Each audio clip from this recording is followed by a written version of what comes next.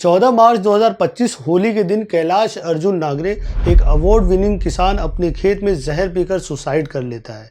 कैलाश को Maharashtra governments 2020 young farmer award से सम्मानित किया गया था। महाराष्ट्र में किसानों की आत्महत्या का ग्राफ दिन पर दिन बढ़ता ही जा रहा है। आखिर ऐसा क्या हुआ कि एक अवार्ड विनिंग किसान ने सुसाइड कर ली और इसका जिम्मेदार कौन है? आइए आज के इस वीडियो में जानते हैं कि इंडियन एग्रीकल्चर और फार्मर सुसाइड की पूरी कहानी। शुरुआत होती है नॉर्मन बोरलॉग से, जिन्हें फादर ऑफ ग्रीन रेवोल्यूशन कहा जाता है। इन्होंने मैक्सिको में प्लांट पैथोलॉजी यानी study of plants and genetics पर कई साल रिसर्च और एक्सपेरिमेंट्स किए ताकि पूरी दुनिया में हंगर की प्रॉब्लम को मिटाया जा सके और फसल को ख़राब होने से बचाया जा सके। यहाँ पर मैं गेहूं की फसल का एग्जाम्पल लेता हूँ। वीट स्ट्रेन यानी गेहूं के तने पर अक्सर स्टेम रस्ट नाम की बीमारी हो जाती थी, जिसकी वजह से गेहूं की फसल ख़राब हो जाया करती थी। दूसरी परेशानी ये थी कि गेहूं के तने लंबे तो होते थे, लेकिन पतले होने की वजह से ग्रेन्स का वेट नहीं झेल पाते थे और अक्सर झुक जाया करते थे, जिसकी वजह से सनलाइट नहीं मिलती थी और फिर फसल ख़राब हो जाती थी। बोरलॉग ने इन्हीं चैलेंजेस को ख़त्म किया। ऐसे सीड्स बनाए जो डिसीज़ रेसिस्टेंट थे, हाइट में छोटे थे, डबल ग्रेन्स प्रोड्यूस कर सकते थे और तना मोटा होने की वजह से ज़्यादा ग्रेन्स का वेट होल्ड कर सकते थे। इन्हीं सीड्स को HYV सीड्स कहा जाता है, हाई यील्डिंग वैरायटी सीड्स। 1963 में पहली बार मैक्सिको में इन्हीं सीड्स को लगाकर वीट की फसल उगाई गई। वीट हार्वेस्ट 6 गुना ज़्यादा बढ़ा।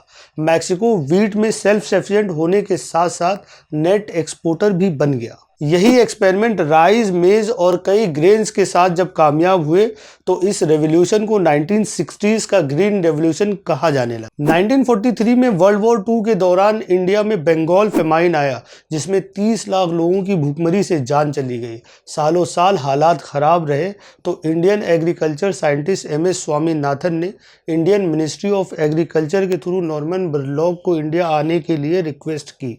स्वामीनाथन को father of green revolution in India भी कहा जाता है। बोरलॉग 1963 में इंडिया आए और 100 kg की HYV सीड्स हर एक वैरायटी की लेकर आए, जैसे लर्मा रोजो और सोनोरा 64।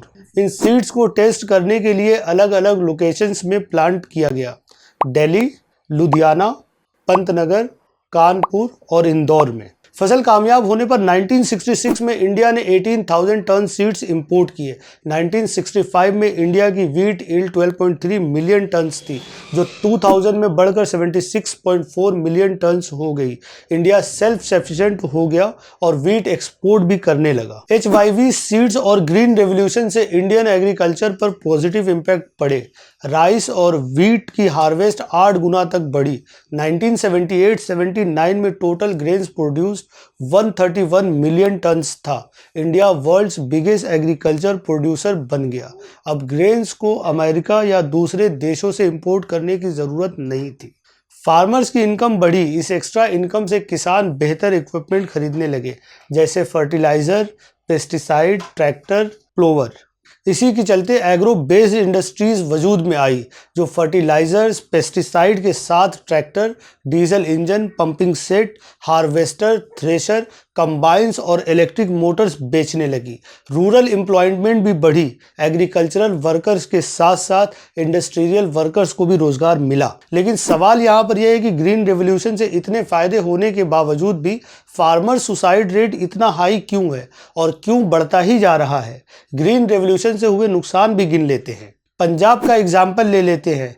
HYV सीड्स यूज़ करके इन क्रॉप्स को उगाने के लिए बहुत खर्चा होता है और मिट्टी भी ख़राब हो जाती है। सबसे पहले तो HYV सीड्स खरीदने का खर्चा, फिर केमिकल फर्टिलाइज़र और पेस्टिसाइड का खर्चा और उसके ऊपर ट्यूबवेल्स लगाने का खर्चा।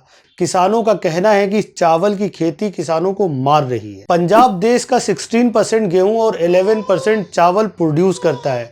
राइस एक ऐसी क्रॉप है जिसमें 5000 लीटर पानी की ज़रूरत पड़ती है 1 kg राइस को हार्वेस्ट करने के लिए।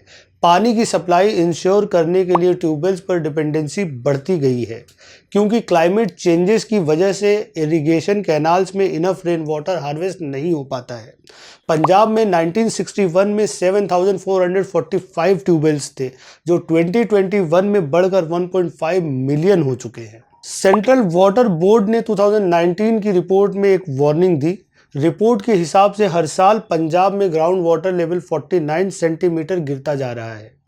ऐसा चलता रहा तो 2039 में पंजाब में कोई ग्राउंड वाटर नहीं बचेगा। चावल पंजाब में ना के बराबर कंज्यूम होता है, लेकिन फिर भी किसान इसे एक इंश्योर एमएसपी के लिए उगाते हैं। एमएसपी यानी minimum support price Indian government का सेट किया हुआ एक अमाउंट है जो किसानों को मिलेगा ही मिलेगा। अगर मार्केट प्राइस फ्लक्चुएट होता है तो भी इससे किसानों को एक इनकम इंश्योर हो जाती है। लेकिन ये हर फसल के साथ नहीं होता। एमएसपी के अंडर आने वाली क्रॉप्स की लिस्ट आपके स्क्रीन पर है।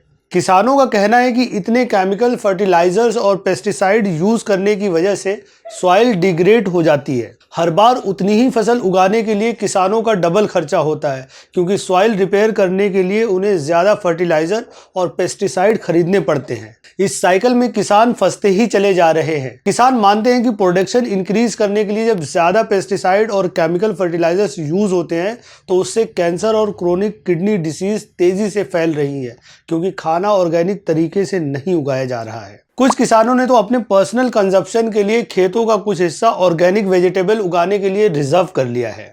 दोस्तों, ये वीडियो काफ़ी लंबी हो गई है, इसलिए मैं इस वीडियो को यहीं रोकता हूँ। ग्रीन रेवोल्यूशन पार्ट 2 में हम महाराष्ट्र फार्मर्स क्राइसिस, इसके कॉजेस और सलूशन को डिस्कस करें।